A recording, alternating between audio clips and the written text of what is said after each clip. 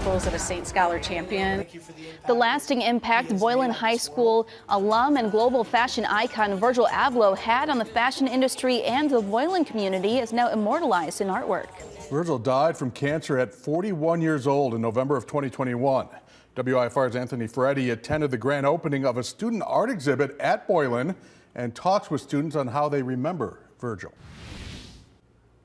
The idea to honor him started about a year ago with talks on a mural installation. The idea expanded into students creating artwork inspired by the 1998 grad. Virgil is sort of like an inspiration. It's like a great tribute to him. More than 50 student artworks honor Virgil Abloh in an exhibit at his alma mater, Boylan Catholic High School. He's a great inspiration for all students, especially art students, because he kind of represents like how much we can do and how much we can accomplish. Students learned about the fashion icon to start the school year and created a piece inspired by his life. One depicted his love for skateboarding. Another shows a portrait of Virgil with LV in the background.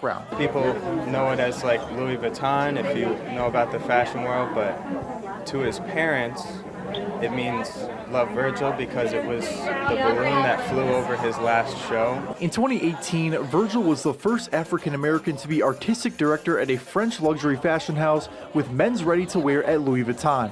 He also created his own brand called Off-White. Virgil likes to motivate the young ones to be better than what they are and do not dwell on the past. If you fail one, that shouldn't say your destiny. Also included in the exhibit are photos and memorabilia from his time at Boylan, including his visit with students to the Nike Imagination Lab and memories as a Titan soccer player. He's thought about often. He's definitely somebody that's a hero from this area. The permanent mural will be complete this spring and unveiled and installed at Boylan High School. Thank you, Anthony. And those who didn't get a chance to see the exhibit Wednesday will have another chance from 10 to 1 on November 3rd during the school's open house.